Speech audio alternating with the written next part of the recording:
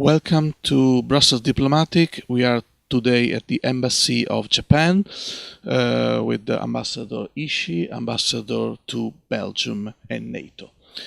Good evening, Ambassador. We are going now to talk about an important year, 150 years of relation between Belgium and Japan. What can you tell us about this important event? Well, it means that our friendship has been here for 150 years. And 150 years means that it all started in 1866. And then at that time, we opened our country to the outside world after a few hundred years. And then Belgium was number 9 of our partner. No wonder Belgium was a very big country, very influential country, and it still is. So since then, I think I would say our relation has been symbolized by friendship, solidarity, and trust. I think we learned a lot from Belgium in terms of industrialization. We have a very good trade relation, and nowadays I think there are 240 Japanese companies operating in Belgium, while 70 Belgian companies are successfully operating in Japan. So it's been always mutual. And I think we never forget the goodwill shown by Belgian people at the time of the great earthquake 2011. And you may remember that Prime Minister Abe had just been in town right after, more or less right after the terrorist incident in Brussels. So this once again confirmed our relation based upon trust, friendship, and solidarity. And which are the challenges in the relations between Belgium and Japan? Still, I think I would say we've been doing a lot already, but there are always room for improvement. And as you mentioned, this year is a very important year, 150th anniversary of friendship. So this works as a momentum for bringing relation even to the higher level. In terms of trade, of course, new investment is always welcome from both sides. And I think we have carried out the 2 investment seminars in the past 1 year, both of them attended by prime ministers of both countries. I think there is a room for improvement in investment, particularly from Belgian side to Japan. And I think people's exchange, about 110,000 Japanese are visiting Belgium every year, while the Belgian visiting Japan is still around 27,000 per year, which is substantial as a country of this size. But I'm sure there are many Belgian people who are yet to discover Japan. So now that we have a direct flight between the 2 countries, Tokyo, Brussels, I think there's a great opportunity for many Belgian people to visit Japan. Which are the key sectors, according to you, that could be? You mean the industry or the cooperation? I think both countries are very strong in kind of niche area, small and medium-sized industries, chemical, medical equipment, medicines, and so on and so forth. Of course, there is the automobile industry of Japan being stationed in Belgium. So I think we have tried most of the potential areas, but we will never stop making further efforts. How the new free trade agreement under negotiation will foster the relation between Japan and Belgium and Japan and Europe? Yeah, as you may know, the tariff level on both sides, with some sort of exceptions, have been lowered down.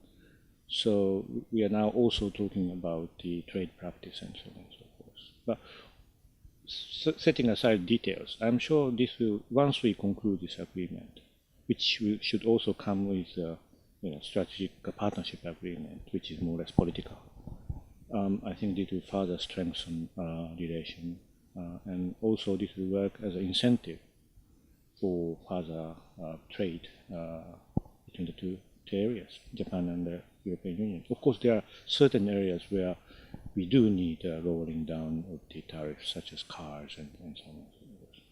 But all in all, in general, I think this will work as a psychological push for both business to do more business between themselves. Maybe a forecast, your forecast, when we could conclude this, more or less. Maybe you heard something. No, I have nothing to disclose, but I think it should be noted that when Prime Minister Abe was here in May, Prime Minister and two leadership of the EU once again confirmed their determination to finish the more or less the overall negotiation by the end of this year. To come up with the agreement in general by the end of this year.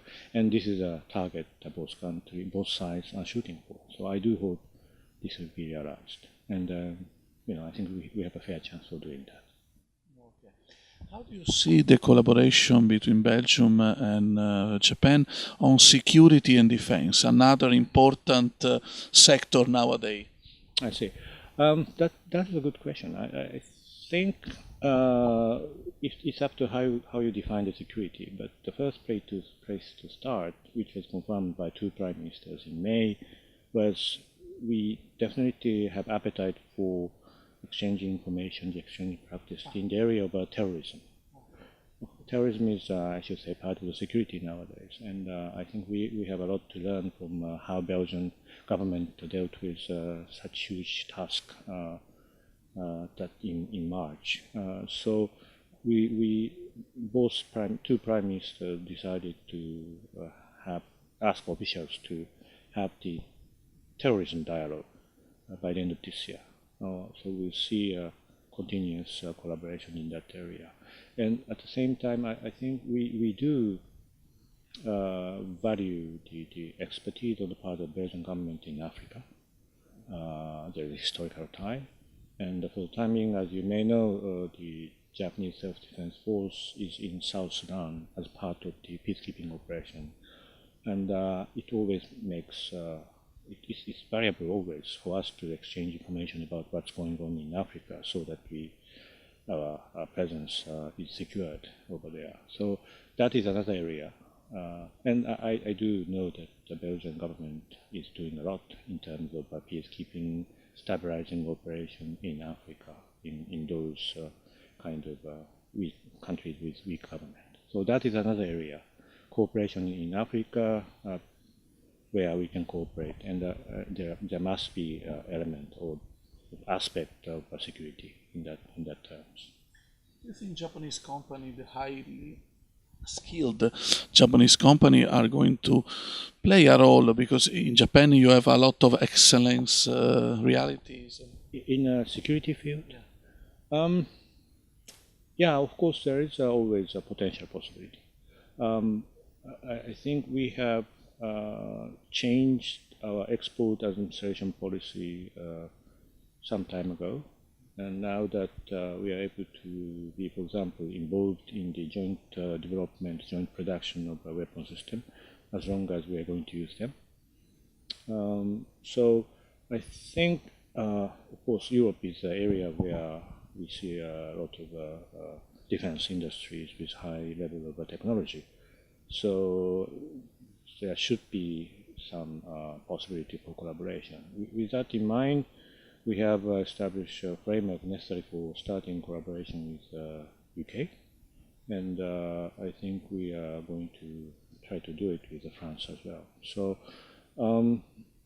at this time, Belgium is not in the list of that kind. But I think that is the area for obviously future possibility.